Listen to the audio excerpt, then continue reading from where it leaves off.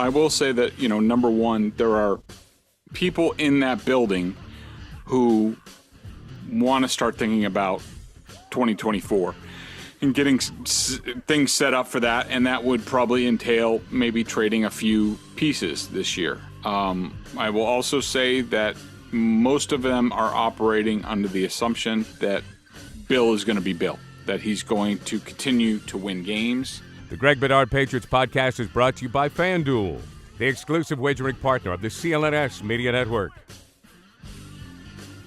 This episode is brought to you by FanDuel, the exclusive wagering partner of the CLNS Media Network and Factor, America's #1 ready-to-eat meal kit. Of course, you know this by now, but he's Greg and I'm Nick. Greg, let's start with the headlines. The Patriots' injury list is forever long. 20 dudes on the report this week. I know some people have maybe brought up the possibility of some shenanigans. Do you think, Greg, that we got shenanigans going on? I don't think, we're there yet. And I think that Bill Belichick has bigger fish to fry, including trying to get this team to play better. I mean, I think that people, need to realize that this Patriots team, I'm just checking exactly when it is, but they have a pretty late bye this year. And, so we're already in week 7 now. They don't have their bye until week 11. They have to go to Europe at some point before the bye week for the Colts game on November 12th. So, they've been at it for a while. There's a break between the end of the preseason and the season opener, but they played 6 games. I just think a lot of it is, I just think the schedule is different now. We're talking 17 games. And so there's a lot more management going on. Look at, for instance, who was it? Trent Brown and Jonathan Jones did not participate on Wednesday. They did participate on Thursday on a limited basis. To me, that's sort of a, veteran sort of, let them get better type of day. They also have the Patriots have changed to where they have their walkthrough instead of on Monday. They have it on Tuesday now. So it's a little bit more stacked together. Now, we did see Kayshon Boutte popped up on a hamstring. He was at practice fully on Wednesday. On Thursday, he was limited. So I guess he either did it late Wednesday or during practices on Thursday. And the other guy, the guys who have not participated, Hunter Henry, he was on the field today, but he didn't do anything. His injury did not look good during the game. It looked like at least a high ankle sprain, if not something with his knee. Got rolled up on. Riley Reif, we know, has been dealing with something basically throughout his tenure here with the Patriots. Josh Uche with an ankle. That's not good. And Keon White had the concussion, pretty good concussion during the game. And, the rest of the guys are all dealing with stuff. It's 6 weeks into the season, so I don't think it's a huge deal. All right. Looking at the Patriots defense, Greg, one thing that's jumped out, and this has been the case the entire year, even before Judon's injury, but the Pats have the second highest blitz rate in the league. Pros and cons to that. This is totally unorthodox for them. I mean, they are, even when we went back to you go back to say the glory years Patriots teams, when they were playing the 3-4 defense and stuff like that, most of the pressure they brought, and even in recent years when they've been more of a 4-3, it's been more of a zone blitz variety, which means you're only bringing 4, but you're just changing which 4 you're bringing. The only time that Steve Belichick likes to bring pressure is when he has to. Normally, as soon as a team crosses the 50, in the red zone, that sort of thing, third down, he'll get creative. But now, they blitz all the time. I mean, other than Tua, when they played 3 deep safeties, they blitz a lot. And, look, I think some of it is because they aren't bringing pressure. I think that teams have caught up, especially since they played, for the most part, they played, to start the season, either teams with good offenses or good offensive lines or, something that makes them dangerous on offense. So I think that, these are the teams that they've traditionally had trouble getting pressure against. A lot of these teams are the ones that are on their schedule traditionally at the end of the season. We've seen the swoons going back to the boogeyman in 2019 when they couldn't get off the field and they couldn't get pressure. And, to me, I think teams are catching up a little bit to what they like to do as far as how they bring pressure. So now they're bringing extra people. The problem with that, Nick, is twofold.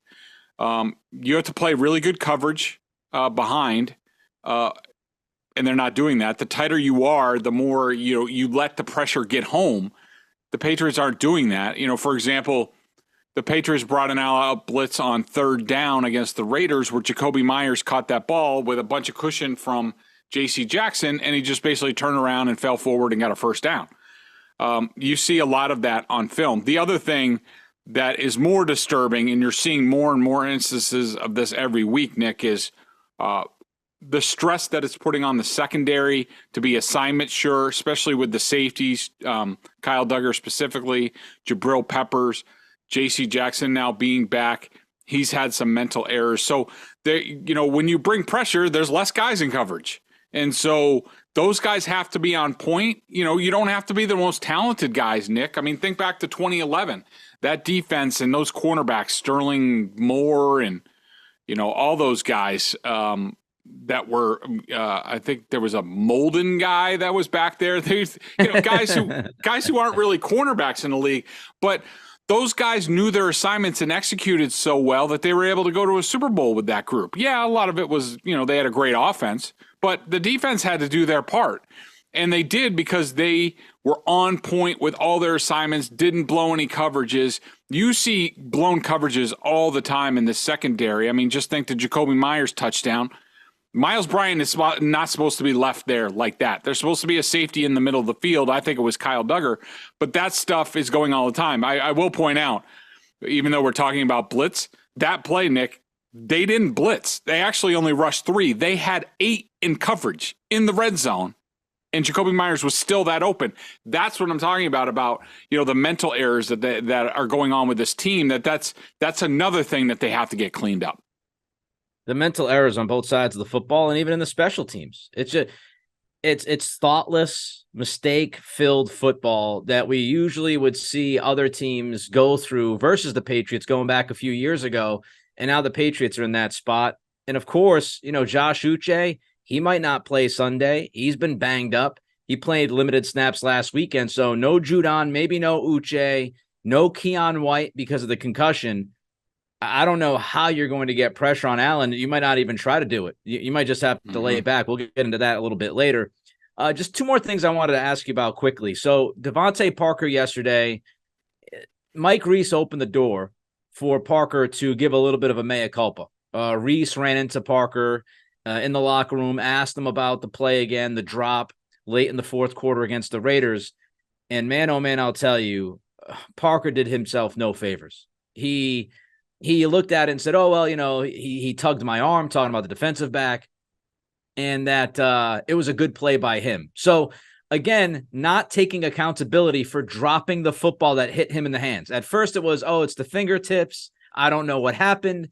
And then after days of sleep on this, he's asked about it, and it's like, the defense just made a good play. The lack of accountability, Greg, is stunning. And if this guy goes out there and plays as many snaps as he has throughout the entire season on Sunday, what's Bill telling the rest of that locker room? Yeah, did he say anything about the throw from Mac Jones? Did he praise that or anything? Or no, I don't believe so. And he also said that he had not. Reese also said that he had not spoken to Parker. Had not spoken to. I think it was Reese who said it. He still hadn't spoken to Mac about the play, which brings a bunch of different questions too. Yeah, I mean, that's odd. And it is, you're absolutely correct. It is disappointing. I mean, you look at, when you build a program and when you are so worried about the locker room, like Bill Belichick is with certain things, contracts and things like that. And I do think he's right to do that. Those are real dynamics that go on, and you can only manage them to a certain extent. And I think for the most part, Belichick over his career has done a really nice job in that regard. And you don't see a lot of the problems that go on elsewhere around the league as far as contracts. Hey, this guy got his, where's mine? I want mine. Like, you don't see a lot of that with the Patriots, and that's a credit to Belichick and his approach. But there's a flip side to that. That if for example, Jacoby Myers gets the free agency, and you don't give him what he's worth, and everybody sees what he got in Vegas, and they're like, "That's not a lot of money. Why didn't we give that to Jacoby Myers?" And then you extend Devontae Parker, who hasn't done anything in a Patriots uniform, and wait, that guy's assured of his future here, and he got more guaranteed money, but I haven't gotten anything yet. Like, what's going on here? So, I think you're correct to point out that, I do think Belichick has lost his ways a little bit in terms of, those dynamics, who he gives out contracts to, who he gives extensions to, because those guys are watching in the locker room. And, if it would be one thing if Devontae Parker got an extension, then came out after the game and said, "You know what? That was on my hands. I got to have that ball. Mac threw a great ball. It was a perfect pass. I let him down. I'm going to make sure that doesn't happen again." Something like that. That resonates in the room, and the guys understand it. But for a guy to get an extension and then he doesn't take responsibility twice, even days later, you just wonder about where this locker room is going. And you wonder, does he even get it? It doesn't seem like Parker gets it. And how many guys don't get it in that locker room after years and years of getting it? It's a significant question. Last one I wanted to ask you about before we get into some contract year stuff and trade deadline stuff. And then, of course, we'll get quickly into the Buffalo game coming up on Sunday. But Malik Cunningham,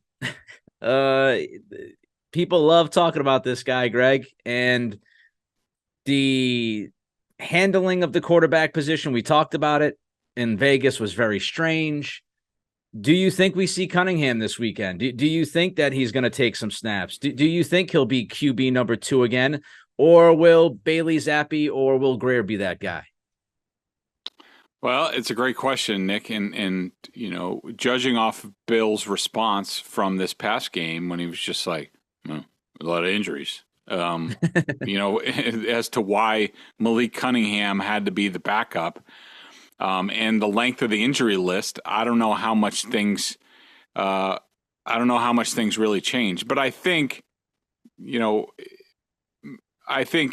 probably Bill realizes sort of the error of his ways. And I do think sometimes Bill just gets caught up in the nitty gritty of things. And Nick, that was allowed to happen on Sunday. And I think everybody's heard my rant by now. And I even had a preemptive rant on the podcast about it last week, about how ridiculous it was that in week 6, the New England Patriots went into a game that they kind of needed to have with a terrible offensive line with no backup quarterback.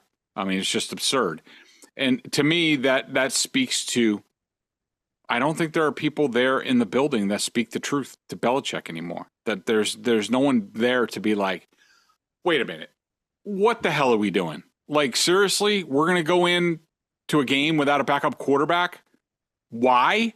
So he can get, 6 snaps on offense. So Jeremiah was a Bullfrog Farms can play 2 snaps at defensive tackle. Like, we have to make sure we're okay there, but we need Sam Roberts and Jeremiah Farms. And you could just go through the whole roster about, how there are guys that, like Ty Montgomery plays 13 snaps on special teams as like a gunner on punt team and on the edge on field goal and field goal block. And like, does that really need to go on? So, I got to think that Bill probably thinks better of it. I would say that Zappi's probably back to being the backup quarterback this week. Cunningham could have a role this week. I would not be surprised about that. But there shouldn't be the need to do what they did last week. That shouldn't happen. Snap into action this NFL season with FanDuel, America's #1 sportsbook. Right now, new customers get $200 in bonus bets guaranteed when you place a $5 bet. That's $200 in bonus bets, win or lose. I love those little suckers, those little bonus bets. It's like free money. If you've been thinking about joining FanDuel, there's no better time to get in on the action. The app is easy to use. There's a wide range of betting options, including spreads, player props, over-unders, and more. So visit FanDuel.com/Boston and kick off the NFL season. FanDuel, official partner of the NFL.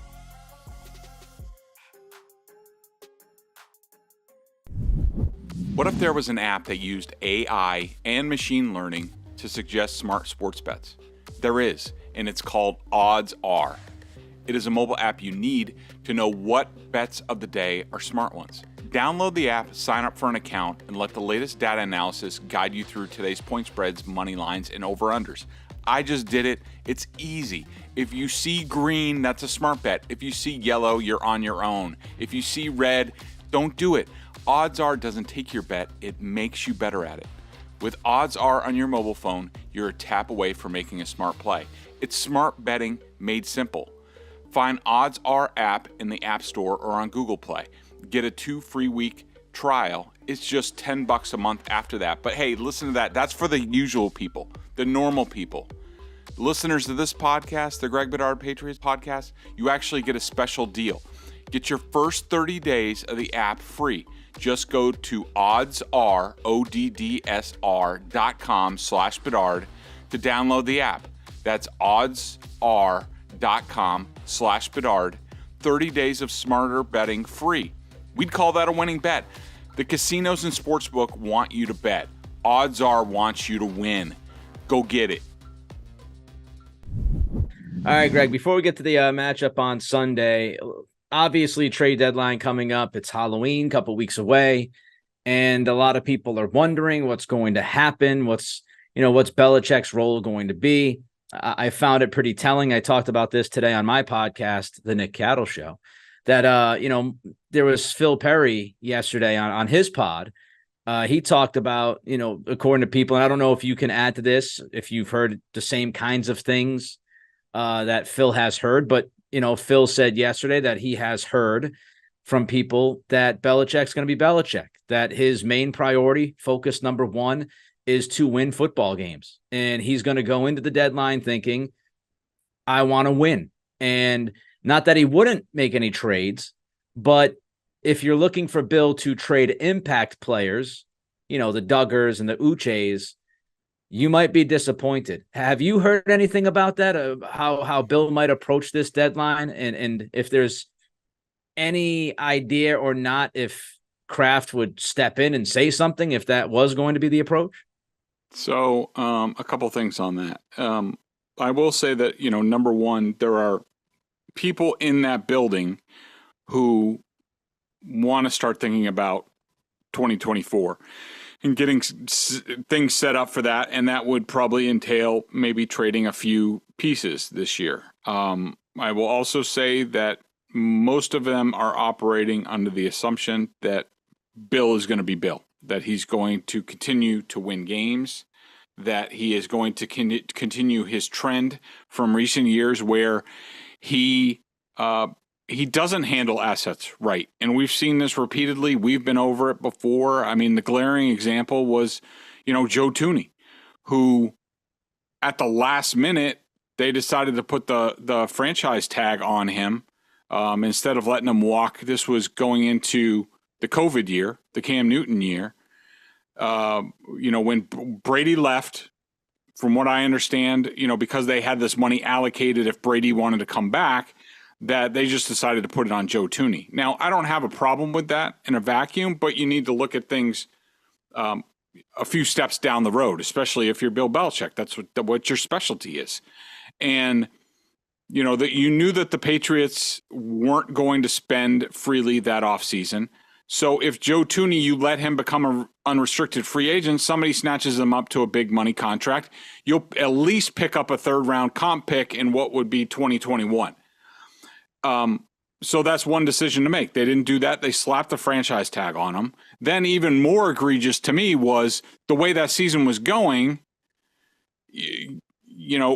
pretty early on, about the midpoint of the season around the trade deadline, you could see that this was not trending right. So why not trade Joe Thuney at that time, get some of the money off the books from the franchise tag, and maybe pick up some sort of pick? Probably wouldn't be a third-round comp pick, but, because of the money involved, but say a fifth-round pick. But instead, what does Bill do? He franchise tags him for, over $10 million, like $11 million. He plays out his string. He leaves in free agency. That's the same year the Patriots sign all those free agents. So they get no comp pick. They get no compensation for Joe Thuney. So they basically wasted $11 million and a draft pick to have Joe Thuney play guard on a dead end team. And so that's what you need to.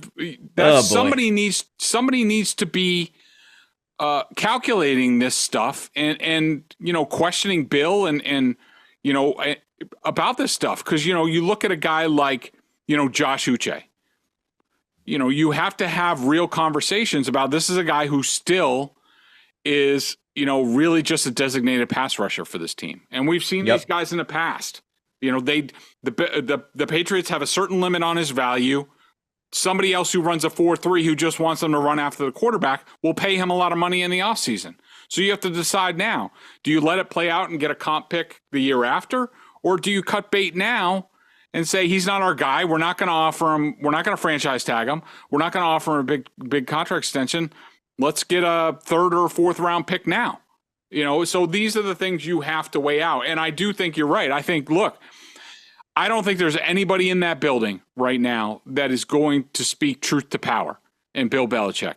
And so it's got to be the Crafts. And if Gerard Mayo is going to be their next guy, they need to start getting in cahoots with him about hey, what are you thinking about a year from now? What do you think Bill should do? What if we trade these guys? Are you okay with it? Do you just want to start fresh? What do you want to do?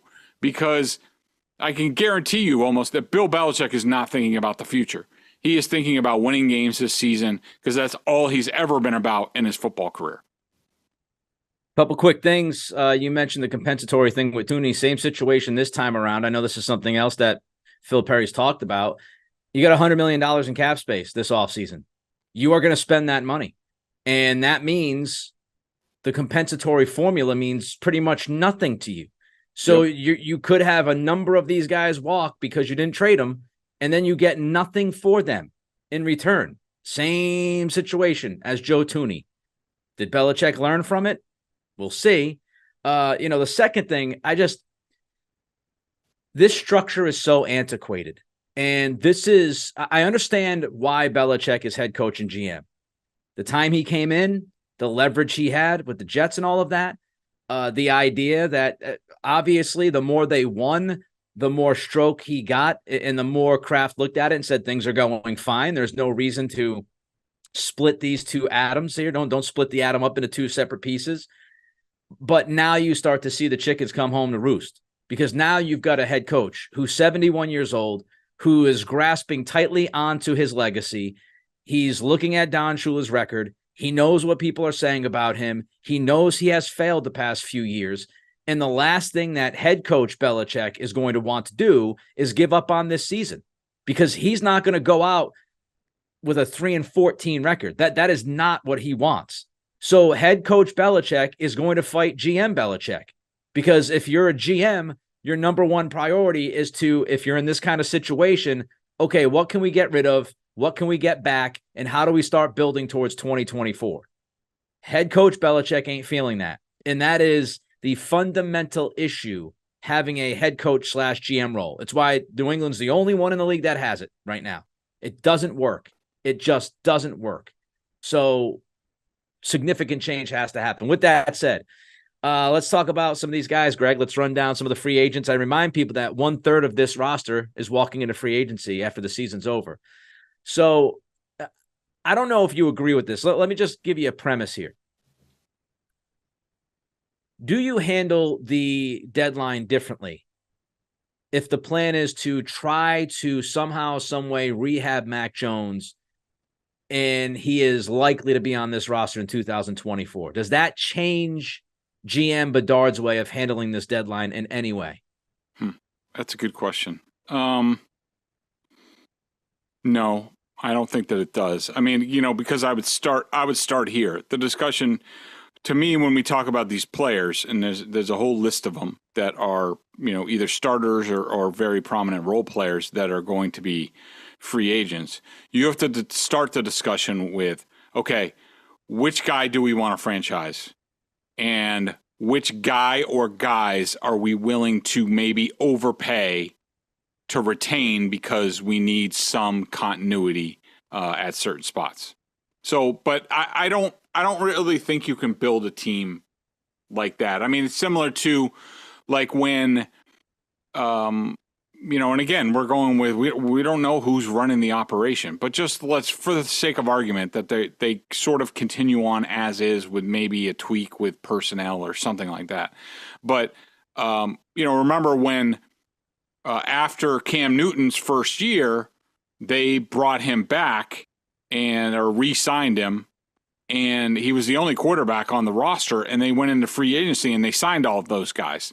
They didn't get Mac Jones until like a month or two later in the draft. And so, I think,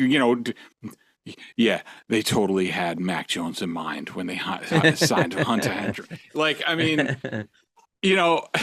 there's you just have to build a team. Like, for example, let's just start off with, tight end, Hunter Henry. Like, look, it's the tight end position. They don't have anybody signed beyond this year. And so what are you going to do? Like, what's the alternative?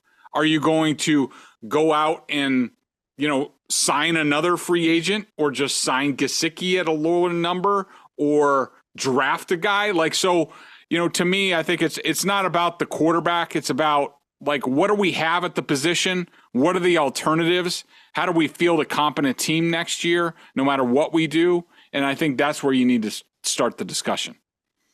I think Mac does impact this. And if I'm thinking about Mac Jones and whether or not he's going to be able to rehab here, I need to give him at least something to work with. And if I am trading Hunter Henry and the only good offensive lineman you've had all year in Trent Brown, and I'm trading Kendrick Bourne, the only receiver that's worth a damn so far this season, if I'm trading those guys, I'm bailing on Mac Jones. Because Mac Jones has been bad the last 3 weeks. He's not going to get better if you ship out the guys that have actually done something for him this year.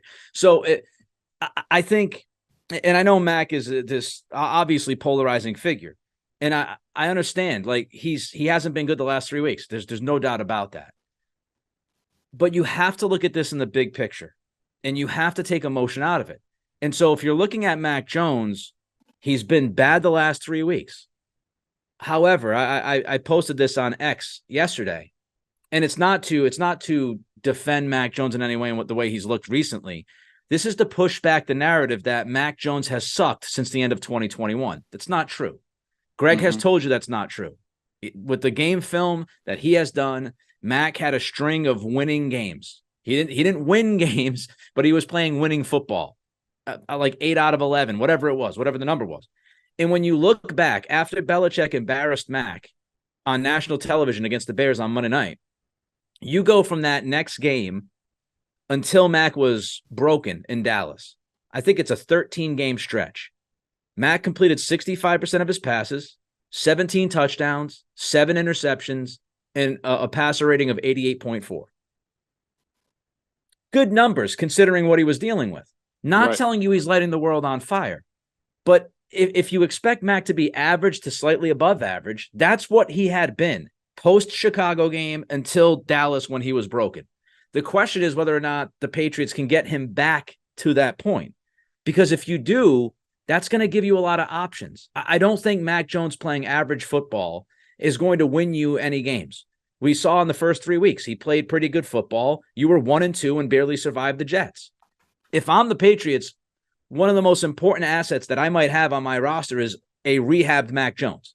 Because it gives you the opportunity that, hey, if we have a top 5 pick, or we're going to move up and draft one of those stud quarterbacks, we can then pivot and trade Mac to somebody else, and now his value is not at its lowest point, which it is right now.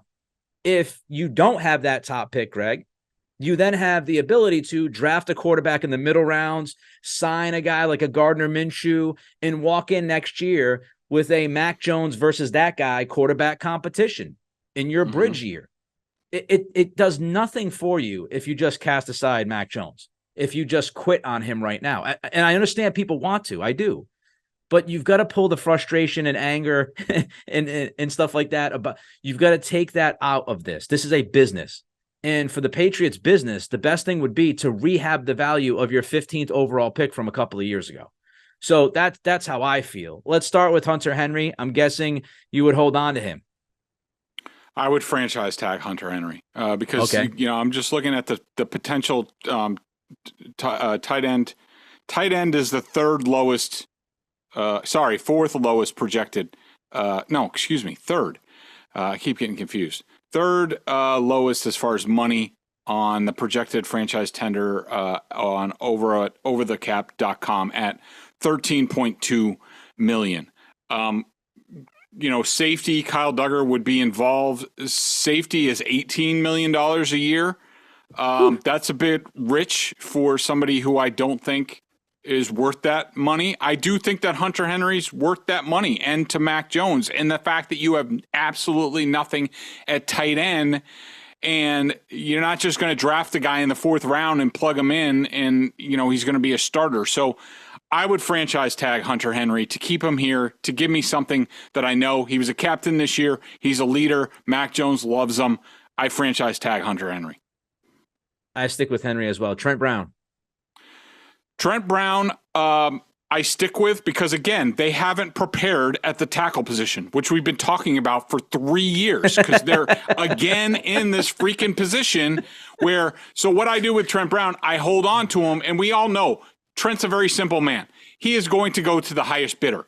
I don't know how much of a market he's going to have. Everybody knows who the hell Trent Brown is, so I'm willing to risk it, let him go to market, say, hey, go get your best offer. We'll match it at least. And I think Trent Brown is back again, probably on a 1-year contract because they haven't done jack crap at tackle, but that's where they are. You and I, same page so far. Kendrick Bourne. This is a tough one. Yep. Kendrick Bourne. I love Kendrick Bourne. I want him on my team. The question is, do I think he's going to have a market? Yeah, I think he's going to have a market. I think there are going to be teams that watch his film and like his film. I think there are things that the Patriots know that the Raiders coaches know about Kendrick Bourne that make him tougher to bet on, a sure bet as far as giving money to. So with Kendrick Bourne, I'm sorry to say, I would look to trade him now. Unless my shorts were blown off by an offer, I'm keeping him. I just, again, with the idea of trying to rehab Mac. And one more thing I'd say is, again, I understand people's frustrations, but you've got to take emotion out of this. It is a business. You can't fire the whole team.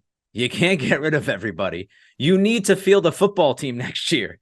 A third of your team is off, right? They're going into free agency. You still need some guys. And I have a concern about, if you're just letting everybody go, how does that impact the 30 dudes that are actually going to be here in 2024?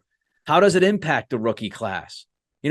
If you throw the white flag up and you trade a guy, Kendrick Bourne's your only receiver who has actually proven to give a shit this year, that is a veteran. And that means something to me.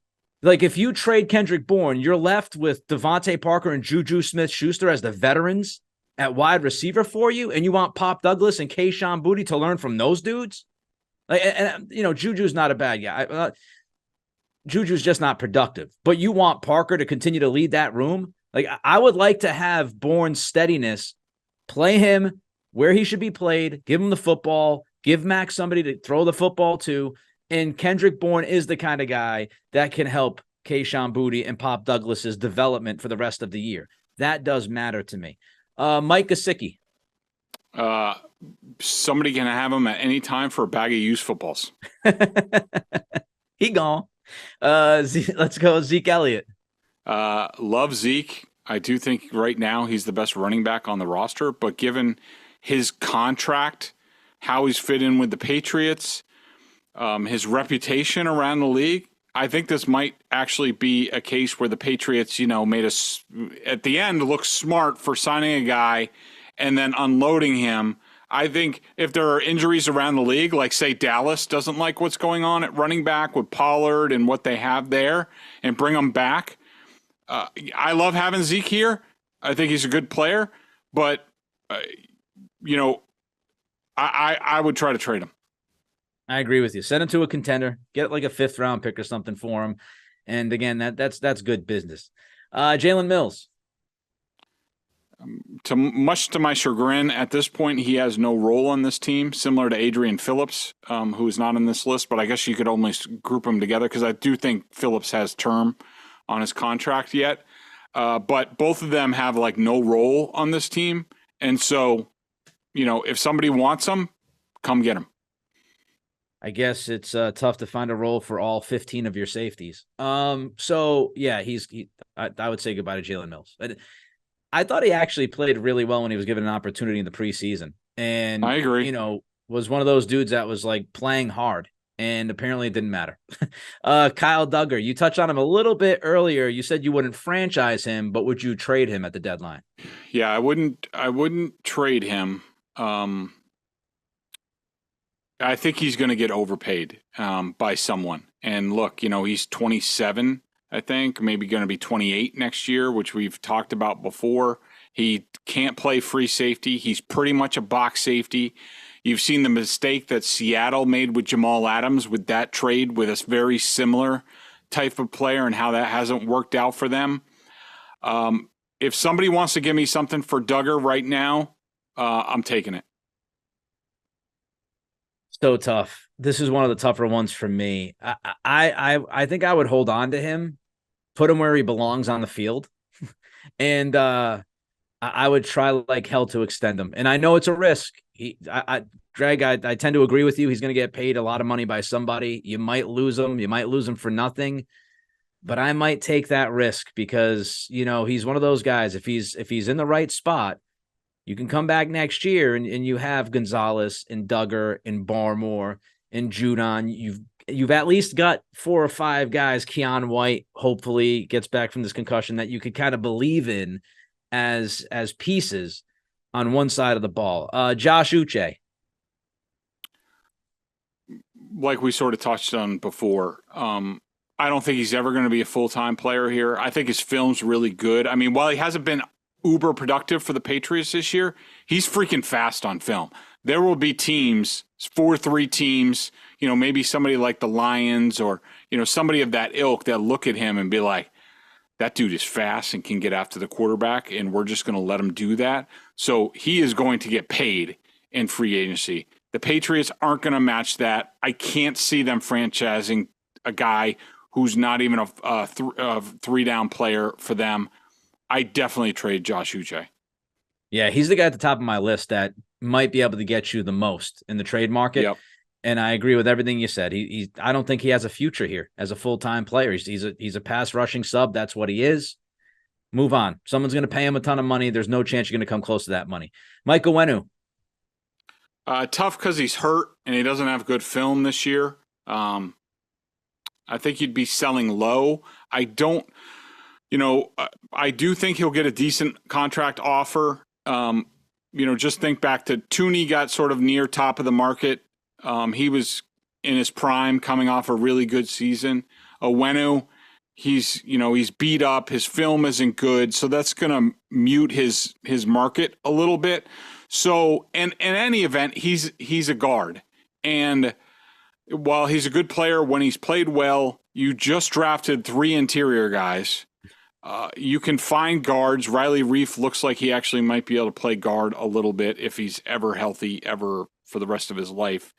So I probably hang on to Owenu and sort of gauge his market and see where it goes. If it's not obscene, then maybe I just mash the offer and bring him back. But he's a guy I hold on to and wait and see. If I get knocked over by an offer, I'm trading him. If not, probably hold on to him. Matthew Judon, he's obviously not walking into free agency year, correct? But he's going to be in that same kind of Stephon Gilmore spot next camp. He obviously has a torn bicep. What do you do with him? Well, it depends what I can get, given his injury status. Maybe there's a team that knows him well that needs an edge rusher, like the Ravens, who know he's going to be back and will play ball on his contract. But we were in the same spot with Stephon Gilmore, and I told people, I was like, this is going to be an issue. You need to do something now. I think it was the same year where I was like, trade Gilmore now because you're just going to be in the same spot. And then they didn't trade him. Even he wanted to get traded. They didn't trade him, and then he got hurt. Much like Matthew Judon is. And then he does come back and he never practices. He bitches about his contract. And then was he traded or released? I think he was traded. He was traded. Traded to the Panthers? I think so. Yeah, for like a box of donuts. So, look, if somebody wants to make an offer for Matthew Judon, a really good offer, with him being injured, I have to listen to it. Given his age and where he is, how willing are the Patriots going to go on a contract with a guy who's hurt? They normally don't do that. They stay clear of that. So they're going to be running into issues. I guess I got to be, blown away by the offer. But it's either trade him now or prepare to pay through the nose next year, or else you're going to be in the same spot with him. Same as Gilmore. I'm holding on to him. You've got zero pass rush. You're either, I don't know what you're going to do. You're going to end up having to draft an edge or two high in the next draft, which you've got so many holes like tackle and wide receiver. And if you have a top 5 pick, you're going to probably spend that on a quarterback, I would imagine. I would. So I'm going to keep him around. And I also think he's really good for the locker room. I think he's good for the guys. And with the idea of keeping at least some of that intact, I'd hold on to Judon. With the busy fall season already in swing, you might be looking for wholesome, convenient meals for jam-packed days. Factor, America's #1 ready-to-eat meal kit, can help you fuel up fast for breakfast, lunch, and dinner with shelf-prepared, dietitian-approved, ready-to-eat meals delivered straight to your door. You'll save time, eat well, and stay on track with your healthy lifestyle. Too busy to cook this fall, but want to make sure you're eating well? With Factor, skip the extra trip to the grocery store and the chopping and prepping and cleaning too, while you're still getting the flavor and nutritional quality you need. I got to say something. The flavor is so on point with these meals, whether I had like this, barbecue chicken thing, and my wife, the number one thing when I would ask my wife about, what do you think about that? She's like, the flavor is awesome. And I'm telling you, it comes right to your door. I love the shipping. This October, get Factor and enjoy eating well without the hassle. Simply choose your meals and enjoy fresh, flavor-packed meals delivered to your door. Ready in just 2 minutes. No prep, no mess. I'm telling you, you guys are going to love this. Head to factormeals.com/Bedard50 or use code Bedard50 to get 50% off. That's code Bedard50 at Factor.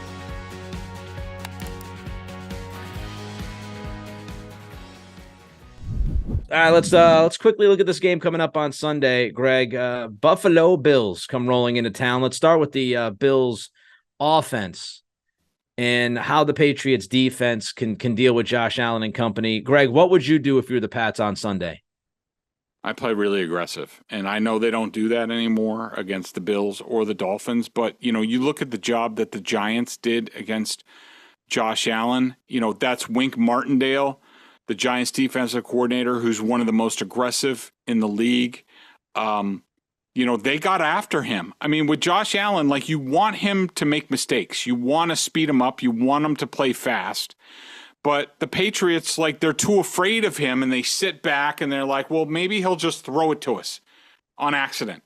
And he does do that on occasion. He does still make stupid plays even when you don't rush him. But, the Josh Allen I watched against the Giants was a guy who was made uncomfortable by the Giants, pressure and coverage. And the Giants aren't uber talented on defense or anything like that. I mean, they do have some really good players. But, it's nothing that I would say they're way better than the Patriots or anything like that. So, the Patriots, these blitzes, if they do it, they got to be better.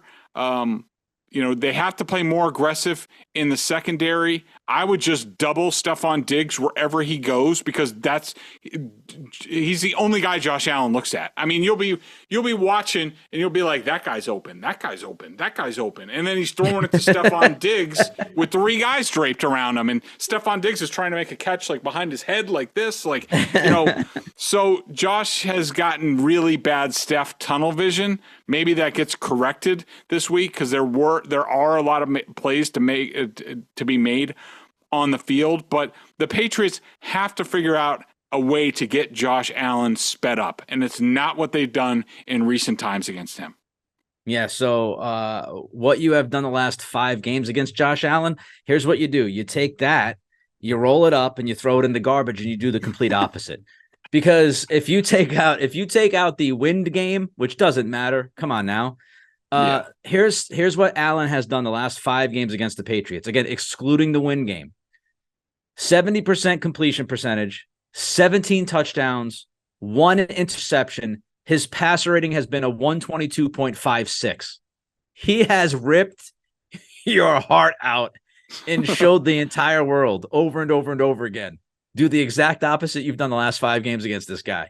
To highlight your point before we move to the defense, Greg, on Diggs. Diggs this year, 66 targets. 66 targets this year so far.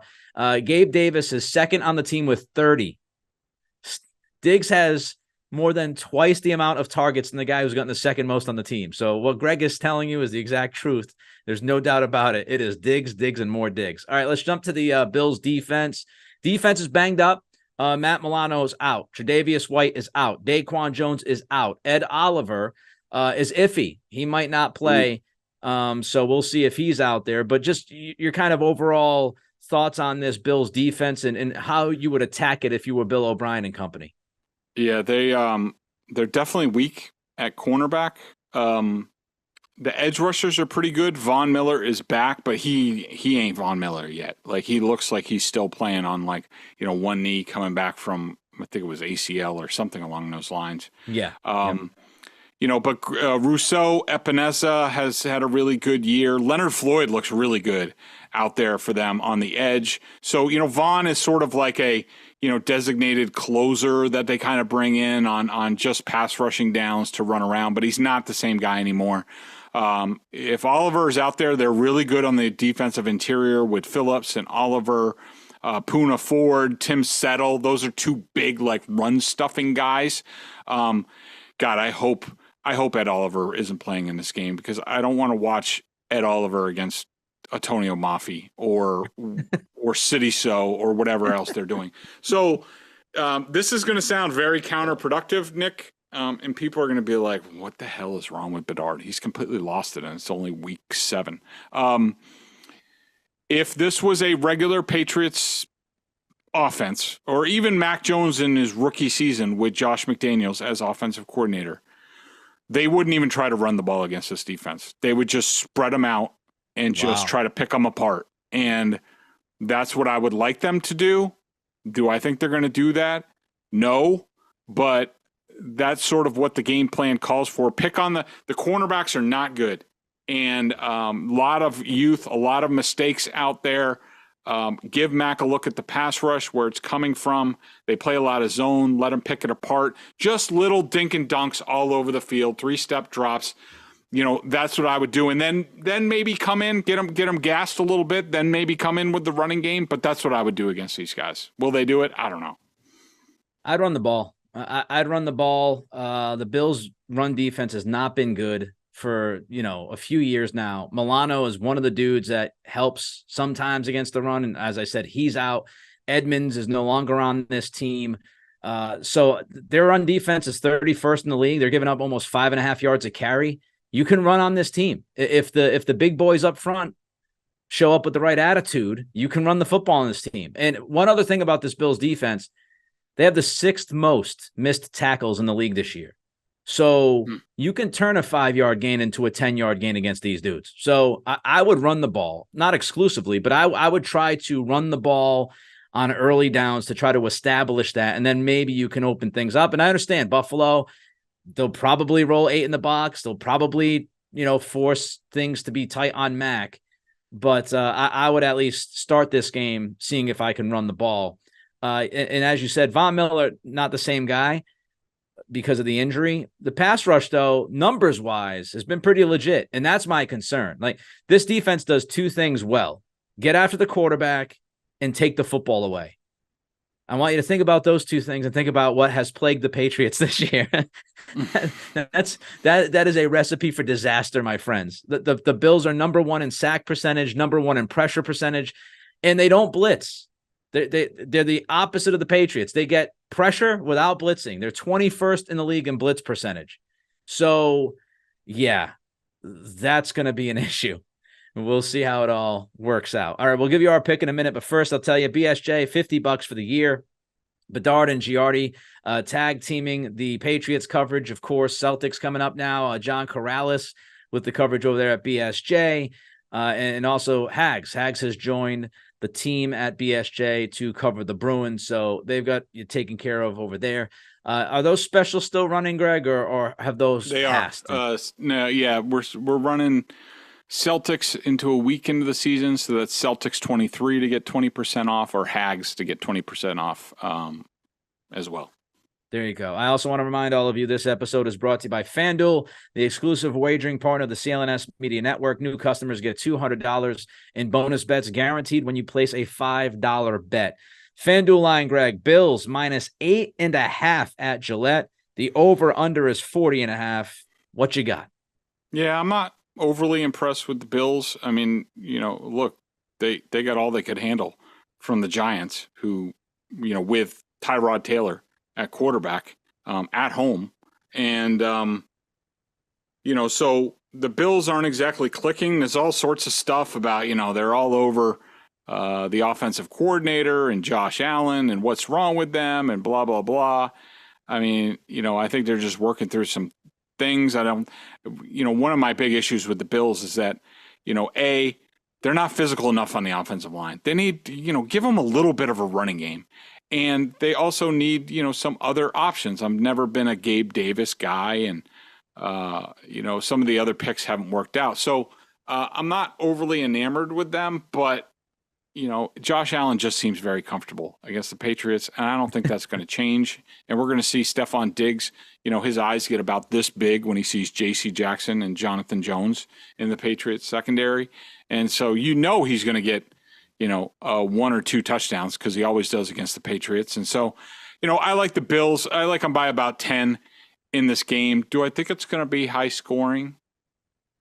No. 40.5. I would say probably, let's go 27-13, somewhere around there. So, yeah. Okay, so I'm going to go Bills to cover. Until the Patriots show me that they can slow down Josh Allen, then I can't pick them to even, be within the 8.5 points. The last 5 games, as I mentioned, those numbers from Josh Allen, the Bills have won every single one of those 5 games by double digits.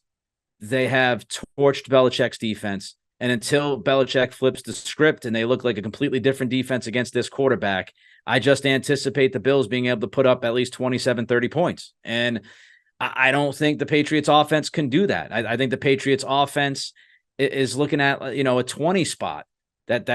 And that might be generous. So I'm going Bills minus 8.5. I'm going to go with the over again off of the Allen stuff and what he's done to Belichick's defense. One caveat that I will give to all of you, if you're thinking about betting this game, the weather could be really, really iffy. I was watching earlier today, wind gusts could be as high as 35, 40 miles an hour, and there could be some rain. So if you've got whipping winds and you've got some rain, that might change. That might change the entire dynamic. So we'll see what happens on Sunday, though. We'll be back early next week to recap the game and more. Everybody enjoy your weekend. Be safe and have some fun. Until then, it's the Greg Bedard Patriots Podcast.